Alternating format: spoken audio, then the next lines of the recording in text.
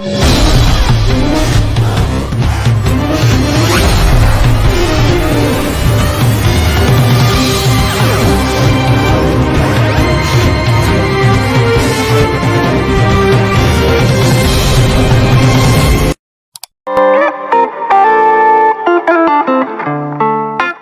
to Building Resilience, the podcast where faith and leadership intersect to explore the true meaning of resilience. My name is Jose Pereira, and I am thrilled to launch this journey with you. Welcome, everybody, to the Building Resilience podcast. This is the podcast where we showcase persons that had an incredible story and that they have gone through things in life, but they have succeeded. So we want to deep dive into the story, their testimonies, and why they moved to do what they do today. So I have here today Jennifer Glass. She's a TV producer. She's a business growth. She has a program. I was looking your LinkedIn and I saw what you were doing there. So the mics are yours. Talk about you. Thank you. And thank you, Jose, for having me as a guest on the show. So to tell you a little bit about me, I am, like Jose was saying, I am a business growth architect, and I'm also a television show producer. I've got a couple of different things that I do because, I'm one of those slackers. I don't do enough, so I have to come up with a couple more things to do. But really, joking aside, everything that I do ultimately is really designed to help our small businesses continue to grow. We know that if you think about local businesses, for every dollar that is spent at a local small business, 90 some odd cents stays in town. That is huge, right? You're spending money at a big business. Mm-hmm. It is going back to headquarters, wherever they may be. It is not staying locally. What does that mean then to all of the nonprofit organizations that also depend on these Main Street businesses? If you support local businesses, the nonprofits grow too. Everything that they are doing helps the community. So I am on a mission, like I said, to help as many small businesses as I can. My goal is 10 million small businesses by 2040, within the next 15 years, really have a significant impact in terms of what they are doing. So I am out there speaking regularly. I'm on this show as an example. I'm on a couple of other podcasts that I do where I help small business owners. I also have two of my own shows to help people really figure out what they can be doing to grow their business. So for me, I'm really trying to do that. Also being the television show producer, it's a TV show called America's Real Deal, where we help business owners get access to capital to continue growing. We actually take them public on the independent stock market to help them get the funds that they need so that they can be growing. And we're doing that through equity crowdfunding. We're the only equity crowdfunding platform that does it through the use of a TV show. And so there's a huge amount of value and benefit in terms of the things that we are doing, again, to help our clients and businesses grow their bottom lines and have even more opportunities coming to them. This is a message that resonates a lot with me because my wife, she had a small business that during 6 years, she closed it because she's now helping me, and we decided to close the store. But we began with the Small Business Association. We get connected to the Small Business Association here in Houston. By the way, I had teach there. I had done some seminars, and that's so true what you're saying. The small business are the heart of the community because everything is surrounded by the community. The impact is local. Yeah. So how you get connected to them? Why you begin to do this first? Why? Because always there is a why. Why you begin to do this? Absolutely. And I will say, you mentioned the SBA. So for me, I am a partner with the Small Business Development Center here in Bergen County, New Jersey. Okay. Been a longtime friend of theirs. The director there, and he has absolutely no idea that I'm even mentioning this on your show, but I've been good friends with him for many years. And when he's called me, even when I'm out west at speaking engagements, He has no idea that I'm out west in Las Vegas, but I'm still answering the phone at 5 o'clock in the morning when he's calling me. Separate story, whatever, going from there. But, They do an incredible job at the SBA. When as I said, my wife, when she decided to begin her small business, we contacted the SBA that time. That was like 7 years ago, and they walked us through everything. yeah, Everything was a total support until the business was alive. So and after that, they continued supporting her. So firsthand, we knew all the tools that were, and they were free. All the advisors were free. absolutely. Yeah, Yes. yeah. It's amazing. Your taxpayer dollars are already paying for it. You may as well take advantage of it. And if you need an introduction to your own center, Jose, you can probably connect them with the center in Houston, or you can reach out to me. I'll connect you through Okay. my center here in Bergen County, New Jersey. Either way, you'll still get connected to your local center as long as you're here within the United States. But to go back to your question, though, how I got to where I am. So way, way, way back in the age of the dinosaurs, no, seriously, 20 years ago, I started my business in the credit card processing space.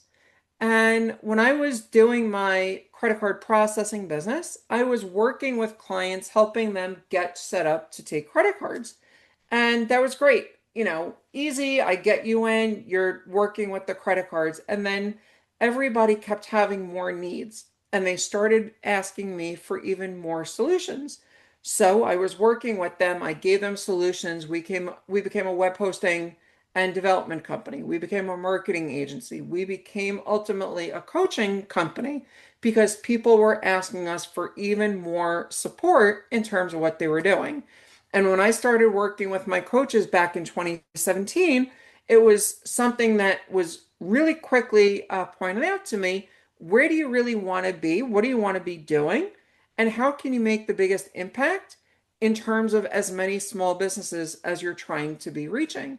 And so that was when we reorganized, rebranded, and everything, and then started focusing in on the um, business coaching side in terms of helping businesses even more in that regard and offering everything else that we do as ancillary offerings, which we're still doing to this day.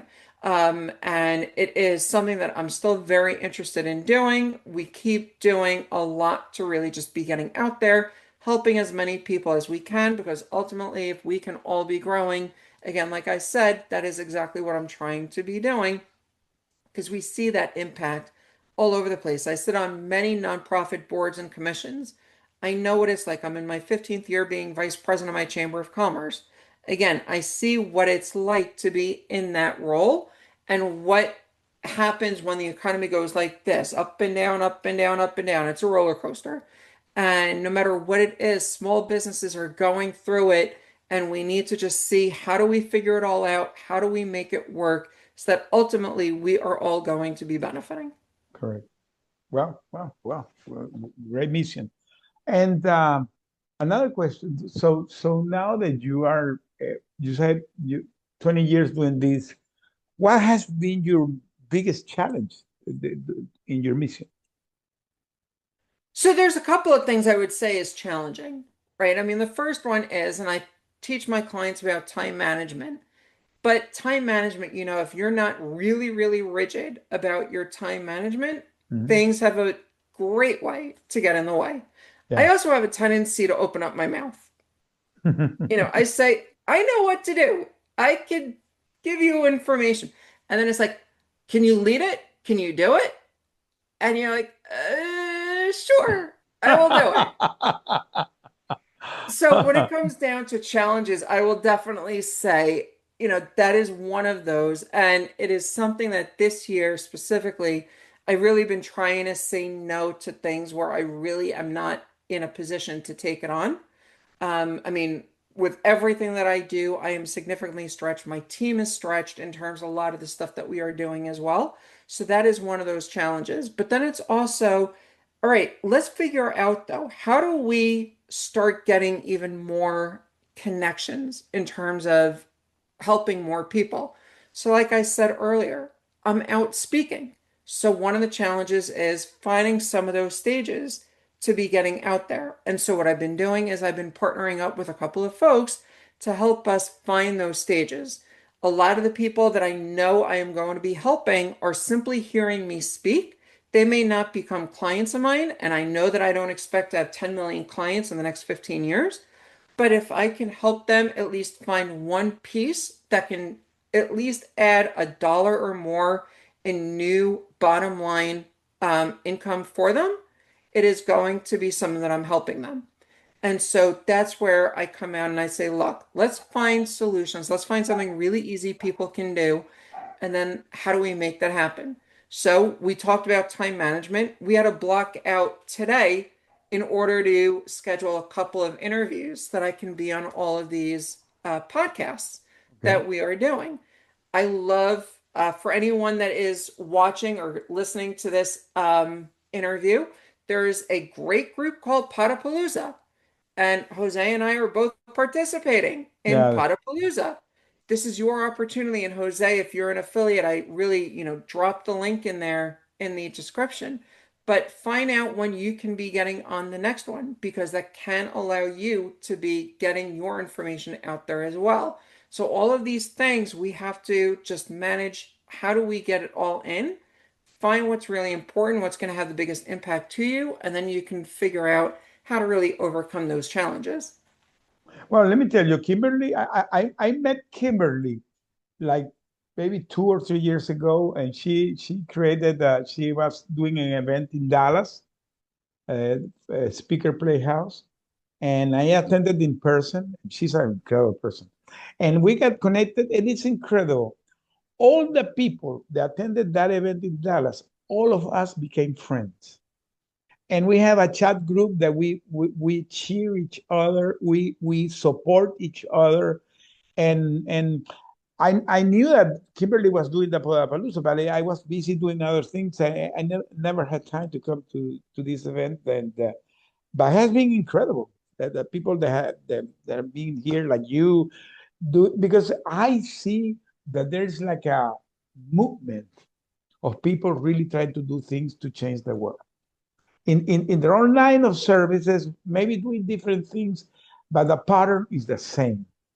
People that are trying to do things for the good. So what you're doing is a mission. So I want to ask you, what for you is your purpose? What for you is your legacy? How you want to be seen when you have 80 years, when you have grandsons? Absolutely. Thank you. And I will say also, Kimberly is absolutely amazing, and it's amazing she doesn't drink coffee. Moving on from there, though. So my legacy is going to be I am going to be a two-term former US president. That is my goal. I have Wow. been, yes, I have been saying since I was in high school, I was going to be president of the United States. And I am doing everything that I can to do that. And before I mentioned within 15 years to have the 10 million businesses impacted. And that's because I've been asked a couple of times, give us a definitive time when we're going to see your name on the ballot. And that year is 2040. And so that's why I looked out. I said 15 years for when I will be having this impact made, and even beyond that. So for me, I know exactly where I am.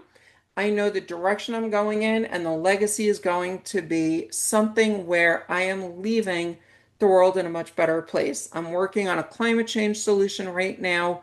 I'm working on a couple of other ideas that can really have huge impacts, not just on my local community, but on the human species and the planet. And understanding the importance of knowing where I am coming from and what we are ultimately all trying to do. I believe in the principle in Judaism, there's a principle called tikkun olam, to fix the world. And I am a strong believer we're put on this planet to leave it in a better place than we found it. Oh yeah. And that is exactly the direction that I am moving in to continue moving forward. And I teach my kids the same thing every day. And so to get there, you have to begin your political career. Is already going? Are you? So I'm not currently serving in an elected form at the moment. Okay. But it is, like I said, from all of the different organizations that I am a part of, I am a known commodity in a good chunk of the state of New Jersey, especially within my county. And that is why, like I said, all of those things that I do, I am looking at how do I continue to use that to really boost my visibility and my credibility in terms of being in a position to then run for office. Well, now that you're talking about that you're in New Jersey and the TV production, I met the other day a guy that he's from New Jersey. He has a TV set, the TV channel. I believe it's the home network, something like that, that they showcase people from New Jersey, and he has his own TV studio there. So it's incredible. Maybe you should connect with him. Well, so it's a great legacy what you want to have. I had the other day a guy in my podcast that I finished asking him what want him to be his legacy, and he told me that he want to be the governor of Tennessee. And I told him, well, my friend, this is a prophetic podcast.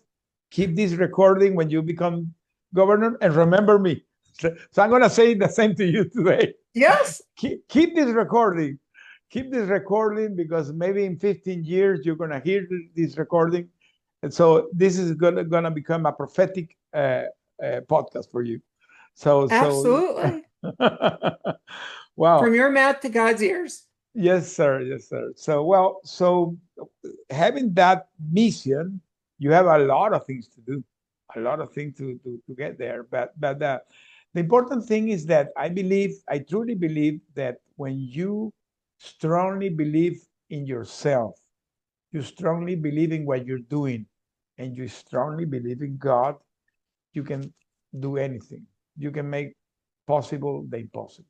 So I wanted to ask you, where is your faith today? My faith is, always present. If it's okay, I want to share a story that just illustrates even more the hand of God, if you will, Of course. um, that I totally saw. So back in 2001, I lost the position that I had because the market went down, without blaming any names, but there was a certain economist at a major New York bank that said that the dot-com bubble was going to ultimately burst, and Hmm. well, we know what happened. Hmm. Shortly after, I ended up interviewing with several different places. I interviewed at another telecommunications company that they had a trade show in California the week of 9/11. I received an offer from actually I got an offer from that company. It wasn't just interviewed. I got an offer from that company. I got an offer from another company whose offices were in the Century 21 building across the street from the Twin Towers. The other offer and the job that I did take was at another telecommunications company whose offices were on Wall Street and Broadway. Oh, wow. And so, either way, I was going to be somehow dealing with the fallout of 9/11. Uh-huh. And what ended up happening was that I was put into the company that I just happened to be standing on the corner of Wall and Broadway watching the towers burn and then covered in the um, All the. debris when it came down and everything. Long story, terrible moment. Please God, we never ever repeat anything like that ever again. But where I see the hand of God was that out of the opportunities that were presented to me, he guided me to the position that I was only going to be standing on the corner. I wasn't going to be potentially on the plane, and I wasn't going to be in the building already at the time when the buildings were being hit. And so seeing how all of that played into everything. Faith is one of those things. I am right there. I see it. Every now and then there are crises of belief and understanding and things along those lines when you look at the world and you're wondering what in the world is going on. Yeah. But you also understand, and I was reminded the other night at my son's graduation that what we see today may not be something that happens for many, many years to come. You look at the events of the last several thousand years, and we don't know why something happened. And then all of a sudden, something changes that dramatically makes it turn a different way. Hmm. Being in the Jewish faith, looking at the years that we were in exile, right? The Romans came in, they knocked down the Holy Temple in Jerusalem, and the Jewish people were in exile for almost 2,000 years. Hmm. And then the Holocaust comes, kills 6 million Jews in Europe, and then the state of Israel is born. Born, yeah. And you look at those 1900 years that basically were what in the world is going on, and all of the things that happened. And then you see the state of Israel being created, where it is the Jewish state. And you look at it completely differently, and we don't see where everything comes in. And so, from a faith perspective, understanding, I may not understand everything that happens, but some point things do have a tendency to work their way through. And if I can quote really quickly from the great Kermit the Frog and the song about rainbows, why there's so many songs about rainbows, there's a line in there that says, who says that every wish is meant to be answered? Sometimes they are, sometimes they're not. But at the end of the day, if you have a belief that it's for the good, there's a lot more that may be coming to you that is possible. You may just not see it yet.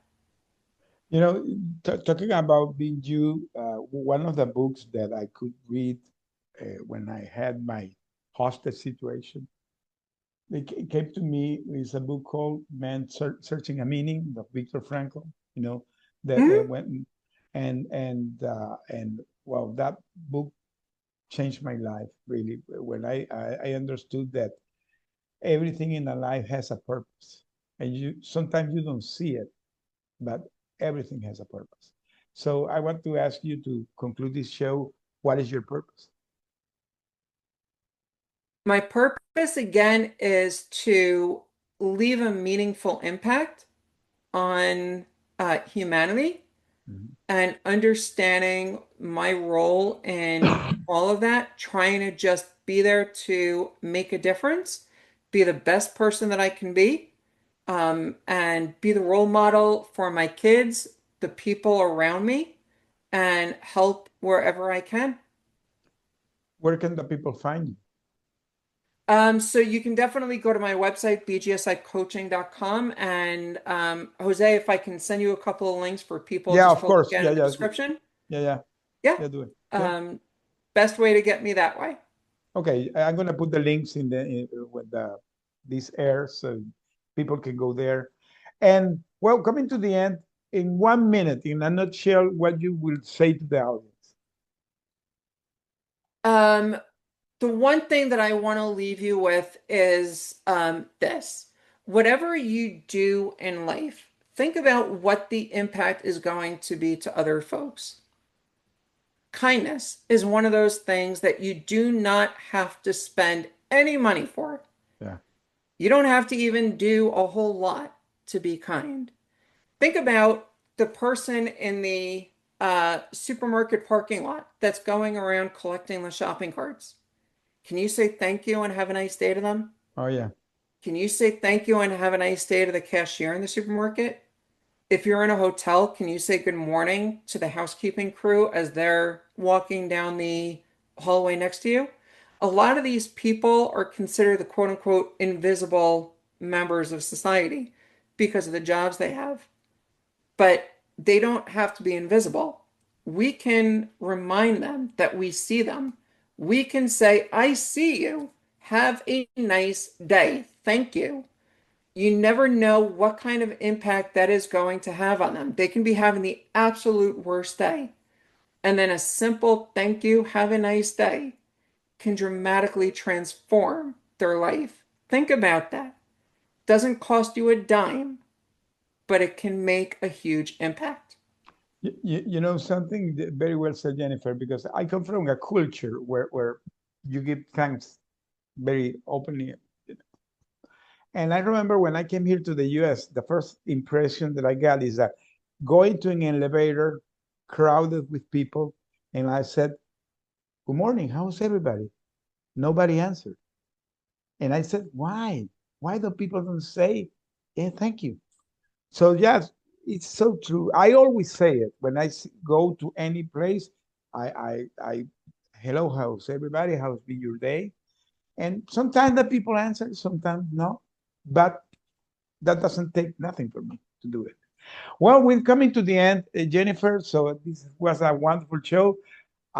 In 15 years, keep this recording and well, do what you're doing, my friend. Thank you for being here. I appreciate it. Thank you so much. Bye-bye. Bye-bye. If you're a leader, you need to hear this. Great leadership isn't about having followers. It's about making more leaders. The real measure of leadership isn't about power or position. It's about impact and influence. The best leaders uplift, mentor, and empower others to reach their full potential. Leadership isn't about control. It's about creating a culture where people feel valued, inspired, and ready to grow. Remember this. If you treat your employees like they make a difference, they will. Join us in transforming leadership into a movement. Watch this video and see the incredible difference it makes when leadership is about building leaders, not followers. What's the best leadership advice you've ever received? Drop it in the comments.